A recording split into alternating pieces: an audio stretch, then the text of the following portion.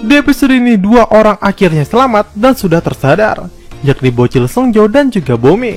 Dan sepertinya pasien selanjutnya yang akan tersadar adalah Hoon-gil, karena Yeongmin mulai mempelajari rekam medisnya. Sedangkan Guk-chan masih belum terlihat tanda-tandanya, hanya diberikan info kalau ternyata Guk-chan memiliki seorang anak.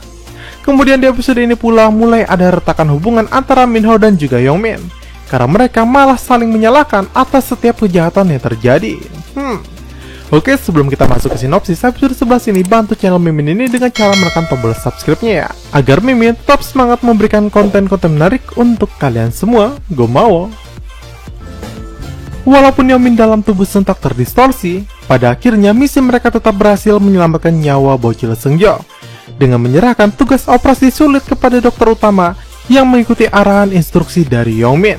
Lalu setelah operasi, Sentak menjadi bingung karena baru pertama kalinya Yeongmin malah kesal setelah operasi, padahal biasanya terlihat selalu senang.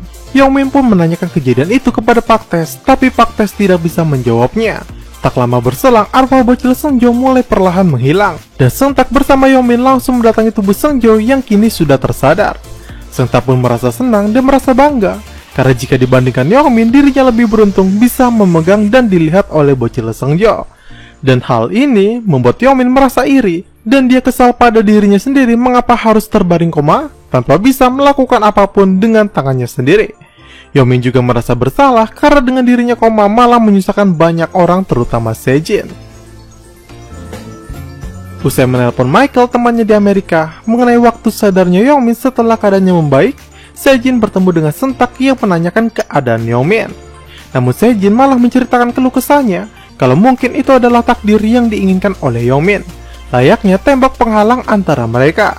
Tapi Sentak menyangkal kalau hal itu tidak benar, bahwa sebenarnya Yeongmin selalu memperdulikan, dan bahkan jika ada tembok di hadapannya, Yeongmin akan menghancurkannya. Dan ucapan yang seakan mewakili Yeongmin ini malah membuat Sejin marah, dan dia memutuskan menjaga jarak dengan Sentak, juga membatasi pertemuan keduanya. Nah, sikapnya ini diambil setelah Sejin mendatangi psikiater yang memintanya untuk menjaga jarak sementara selama Sejin berpikir secara objektif agar tidak terlalu bergantung pada Sentak nantinya. Di sisi lain, di tengah konser mini Pak Taes, Sentak yang hadir bersama para arwah koma menanyakan perihal pekerjaan apa yang dulu dilakoni Pak Taes semasa hidup. Tapi karena tidak pernah bertanya dan jarak pertemuan mereka yang sangat jauh, para arwah itu pun tak bisa menjawabnya. Lalu Sentak pun mendatangi wakil direktur Han di kantornya untuk menegurnya, karena bisa-bisanya dana donasi untuk Seungjo dan pasien lainnya malah dicabut. Namun Han Seung-won beralasan kalau apa yang dilakukannya demi keuangan rumah sakit, walaupun nominalnya tak seberapa. Dan hal ini memancing Sentak untuk mengumpat dengan mengatakan kalau Seung-won adalah sosok yang picik, licik, dan pendendam. Tiba-tiba Minho datang ke rumah sakit, dan kabar ini mengejutkan Seung-won yang langsung menyusulnya. Tidak hanya Seung-won, para arwah yang melihat Minho pun langsung bergegas menemui Sentak, karena Minho pergi ke lantai di mana Sejin dan Yeongmin berada. Minho yang sampai di kamar Sejin langsung mengutarakan maksud kedatangannya, yakni meminta harta dari ayahnya diberikan kepadanya. Lalu karena Sejin menolak, Minho pun mengkomporinya kalau dia bisa saja melakukan hal jahat lagi kepada Yeongmin. Yang rupanya, alasan Sejin pindah ke Amerika dulu bukan karena keinginan murninya, melainkan diusir oleh Minho.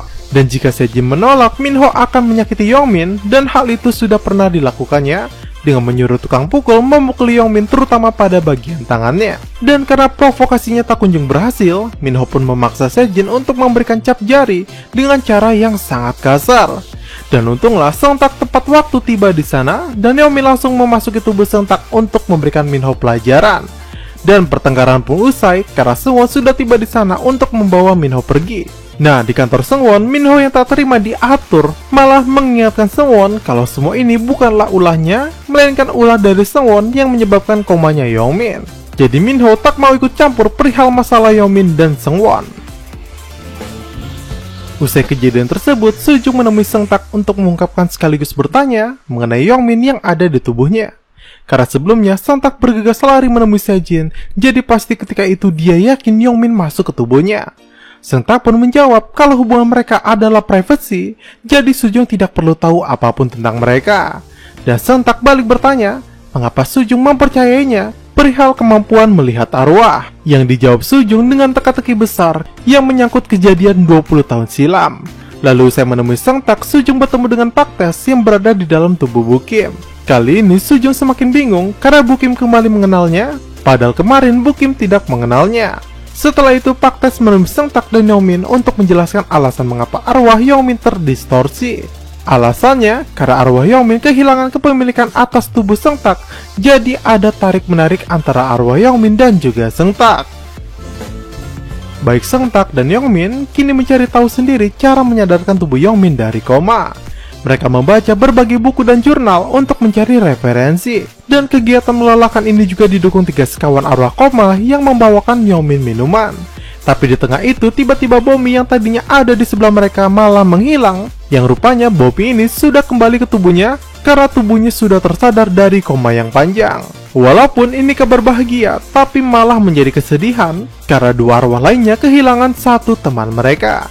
Dan kesedihan ini membuat Sang Tak dan Yeongmin merenung tentang nasib para arwah koma. Sang Tak bercerita, dari kecil dia selalu masuk ke ruangan perawatan di mana banyak para arwah di sana. Namun selama itu dia tidak tahu kemana para arwah itu hilang silih berganti. Namun ketika dewasa, kini dia sadar bahwa hilangnya mereka bisa jadi karena 2 hal, yakni meninggal ataupun tersadar dari komanya. Yeongmin dan Sang Tak yang mengecek tubuh arwah koma lain merasa bingung mengapa ada dokter magang yang memasang infus sentral pada tubuh Hoon-gil. Dan hal ini membuat Yeongmin mulai mencari tahu rekam medisnya. Tapi di tengah itu tiba-tiba tubuh Hoon-gil menjadi kritis karena terkena pneumotoraks. Nah, di tengah kegentingan ini tiba-tiba dokter magang lain datang dan menyuntikkan suntikan kosong ke dada Hoon-gil. Yang rupanya suntikan ini digunakan untuk mengeluarkan gas yang terjebak pada pneumotoraks. Nah, rupanya dokter magang itu dirasuki Pak Tes secara diam-diam, dan pantas saja dokter itu tahu apa yang harus dilakukan. Termasuk Yeongmin yang bingung mengapa Pak Tes begitu cerdas, dan mungkin terbesit juga pertanyaan yang sama dengan Sang Tak, yakni apa pekerjaan Pak Tes semasa hidup. Namun ketika ditanya, Pak Tes berdalih kalau apa yang dilakukannya hanya mengikuti kebiasaan dokter yang memeriksa Hoon-gil, karena dia sudah melihat hal tersebut selama bertahun-tahun. Sang Tak mendatangi Sejin di ruangannya untuk bertanya kondisi Yeongmin saat ini. Karena Sang Tak penasaran apa jawaban dari teman Sejin di telepon ketika ditanya berapa lama pasien kritis sadar saat keadaannya mulai membaik karena hormon bahagia. Dan Sang Tak menduga kalau jawabannya sangat tidak mengenakan.